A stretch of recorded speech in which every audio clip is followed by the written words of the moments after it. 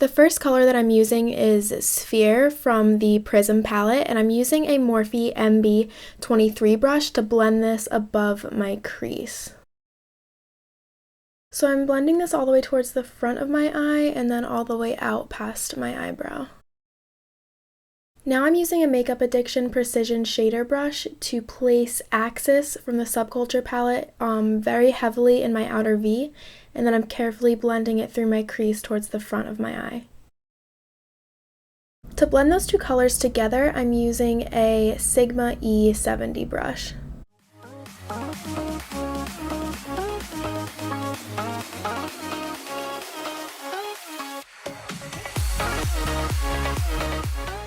Now I'm just going back in with Sphere and blending some more around the outer areas.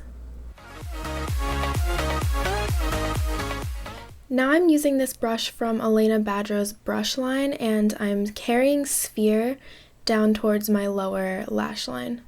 I'm going back in with the E70 to also blend Axis into that area. I'm using the Makeup Addiction brush again just to blend a little bit of Obsidian from the Prism palette into my outer V area. I'm also carrying this below to the outer area of my lower lash line. I'm just quickly cutting out like the first half of my lid using some foundation. Now I'm just going in with a BH Cosmetics number 14 brush and adding back a little bit of Axis where, like right above where I had cut the crease. I'm using a Morphe E32 brush to apply Throne to the outer part of my lid and then kind of blending it out towards the middle a little bit. I wet the brush before applying this shadow because I just find it easier to control the color. I usually do this with every sparkly shadow that I use. I'm using a Morphe E10 brush to apply Electric from the Subculture palette all over my lid, and again, I just wet the brush before applying it. I just wiped off my brush and I'm just kind of blending Electric into Throne so that the transition is softer. I'm using a number 32 brush from Sephora and Axis Shadow again, just to really define the line between my lid and my crease. Now I'm applying Sphere to my lower inner corner and blending it into Axis. Now I'm applying Lucid to the upper area of my inner corner, and for this I'm using a Morphe M170-2 brush, and once again I wet the brush before applying the eyeshadow. I'm also applying this shadow to my brow bone.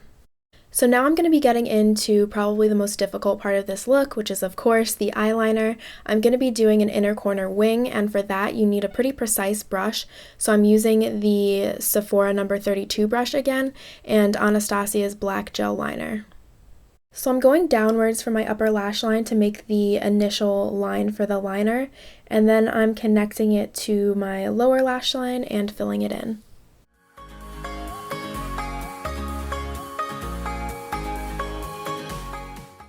So for the rest of the liner, I'm using my Dose of Colors angled liner brush.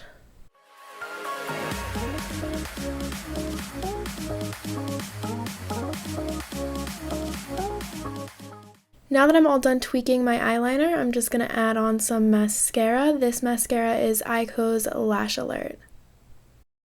For my lashes, I'm going to be applying the style Ophelia from the brand Luna XO.